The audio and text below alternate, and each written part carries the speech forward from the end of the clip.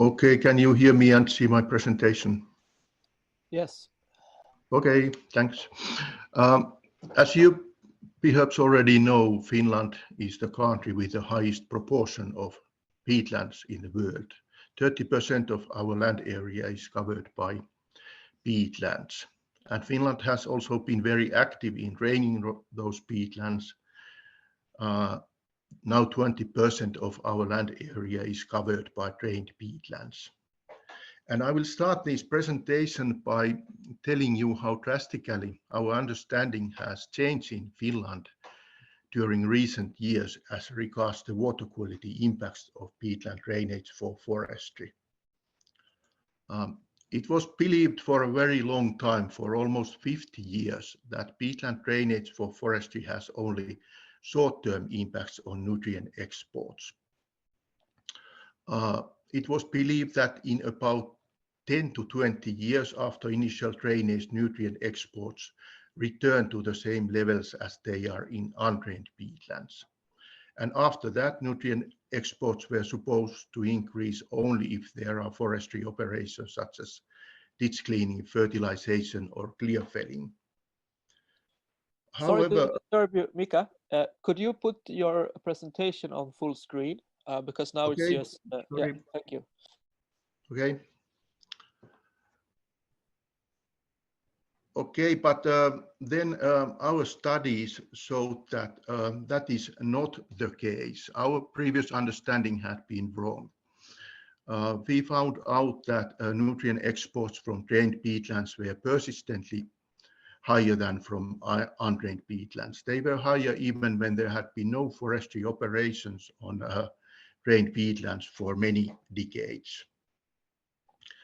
And now our new concept is that there is a persistent drainage legacy effect. Nutrient exports are persistently higher from drained than undrained peatlands. And when we took this drainage legacy into account, we got drastically different estimates than we got earlier. With this legacy effect, nutrient exports were many times higher than without it. For nitrogen, nutrient exports were even 18 times higher than previous estimates without it. And when it was earlier estimated that nutrient exports from drained peatlands account for only 1 to 3% of all human-induced nutrient exports in Finland, new estimates revealed that they may account for as much as 14 to 20%. However, these are not the only worrying results that we have got during recent years as regards the water quality impacts of peatland drainage. Namely, many studies showed that nutrient and carbon exports may be increasing from drained peatlands over time since their drainage. First, our studies showed that nutrient exports were much higher from old drainage areas where several decades, almost 100 years has elapsed since drainage, compared with more recently drained areas. Then there are studies that show that nitrogen and carbon exports are increasing in large rivers discharging into the Baltic Sea, especially to the Ostrobotnian Sea, where most of our drained peatlands are located. And analysis of those results showed that nutrient exports, or these increases in nitrogen and carbon exports, they correlate with the area of drained peatlands. So they are increasing, but the question remains why they are increasing. And our primary hypothesis is that they are simply increasing because the peatland stands are growing and maturing due to drainage. And that, of course, results in that also the evapotranspiration capacity of the tree stands is increasing.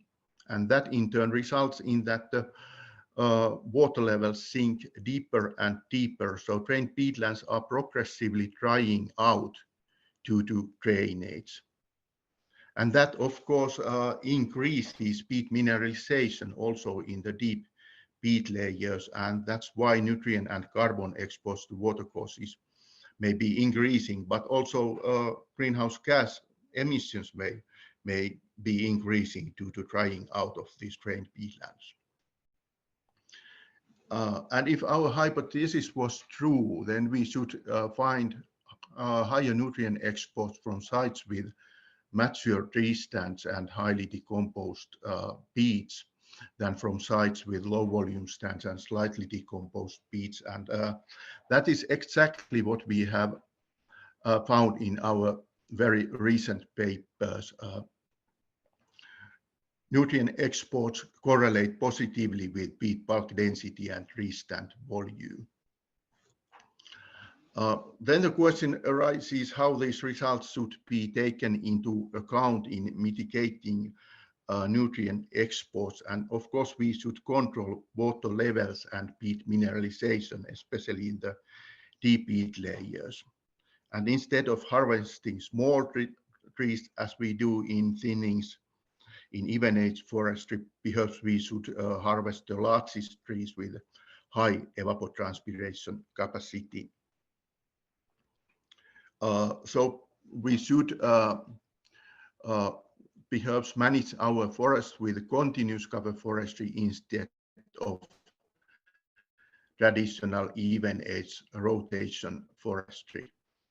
And have postulated that continuous cover forest will decrease nutrient exports for several reasons. And one reason is that mineralization of deep peat layers will decrease because the water levels will not sink as deep as they do in mature even age tree stands. And another reason is that water levels do not rise as much after continuous cover harvest than they do after clear cut. So we postulate that the exports of redox sensitive and easily soluble nutrients will also decrease. And one reason is also that because water levels do not rise so high, we don't need to do ditch network maintenance, ditch cleaning operations so often, and that will decrease, of course, the export of sediments and particulate nutrients.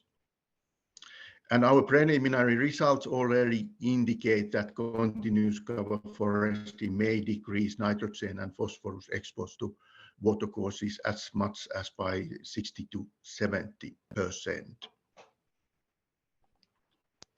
Okay, thank you. This was a very short presentation. I still want to point out that although this presentation was about water quality, we have during recent years very actively also investigated other outcomes of continuous cover forestry, such as its economic impacts and also its effects on carbon sinks and sources and greenhouse gas emissions on drained peatlands. And all our results so far have been very promising. So I will conclude by saying that it appears that continuous cover forestry can be an economically and environmentally better option than even age forestry on drained peatlands. Thank you. Thank you,